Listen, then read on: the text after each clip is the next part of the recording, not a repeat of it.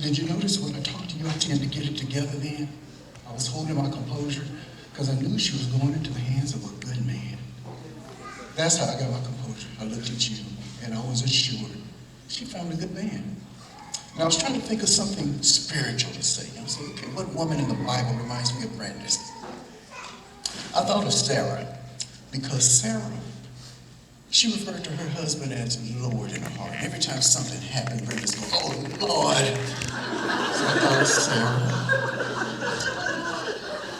Then I thought of Ruth. Let me tell you what, I thought of Ruth because see, Ruth, she made a dedication to God's people. She was a Moabite. She wasn't Israelite, but she made a dedication to Jehovah God. And that's what Ruth did. You know, that's what Ruth did. And that's what you did at a very young age. I was really proud of you. And you've matured into a wonderful spiritual woman. Now, another woman I thought of was Rachel. The reason I thought of Rachel, because see, Rachel, she was a shepherdess of her father's sheep. And when she was going to the well, there was this young man there by the name of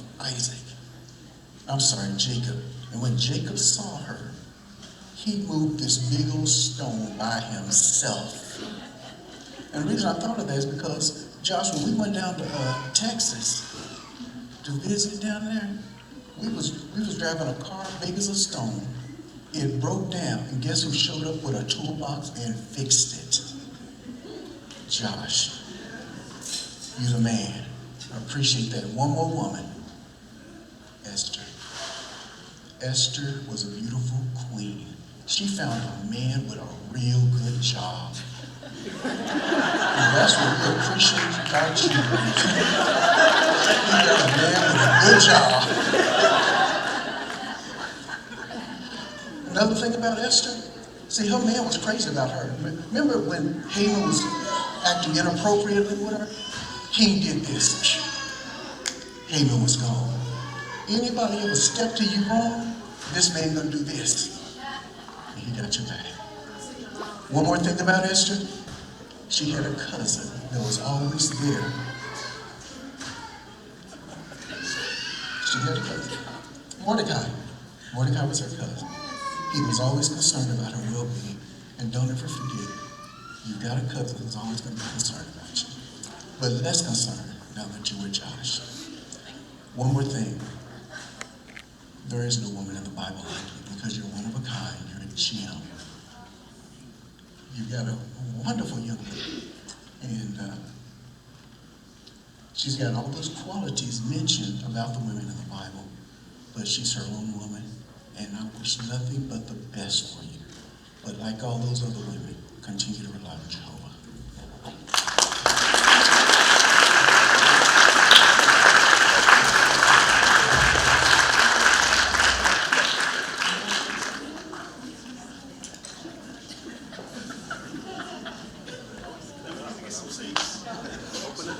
Okay, I'm going to make this short, but I want to say something about Josh.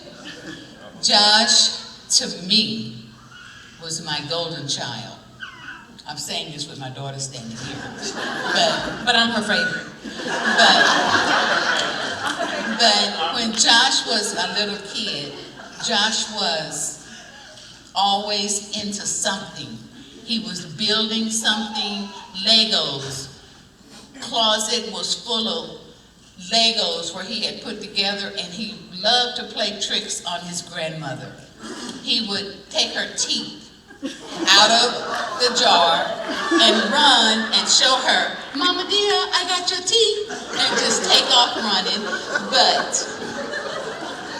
Josh had the Midas touch. Josh could fix anything. From computers, he could take a computer apart, put it back together to a simple cell phone. Josh is the best kid in the world. He's never given me any heartache. Not one time have I shed a tear because of something that Josh did wrong. I'm so proud of the young man that you are today, Josh. Brandis, I have grown to love you. When Josh first told me, Mama, I'm pretty sure I'm going to marry her. I'm like, marry who? You know, when he would come to Oklahoma, he was telling me he was going to visit a friend. And it was up until, yes, I didn't know. And then he told me one day, he said, Mama, I want to confess to you. I'm like, oh, confess? And he said, Mama, I've been going to Oklahoma to see Brandis. And I'm like, oh, okay. Well, Josh, that's good, you know? So, but anyway, honey, welcome to the family. We love you. Because I could talk all day about Josh.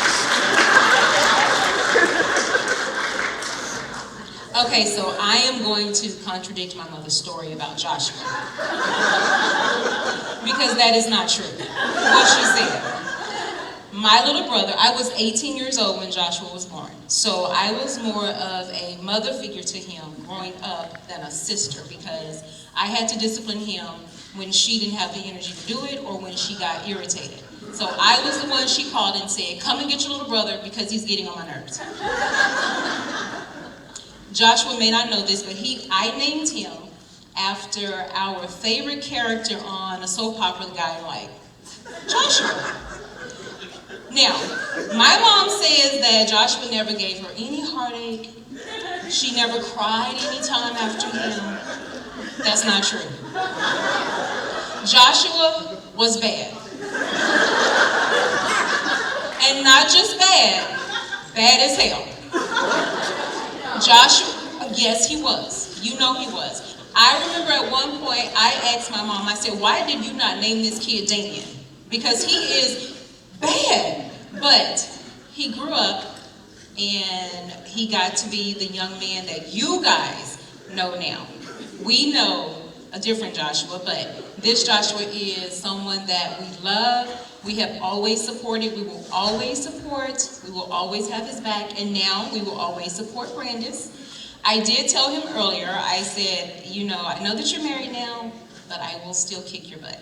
And he's like, Brandis is gonna get you. I'll take her too.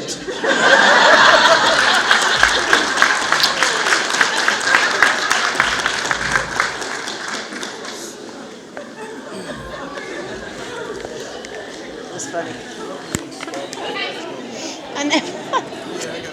So now we'd like to go ahead and open up the dance floor. We begin with all of our couples who are truly in love. Me either.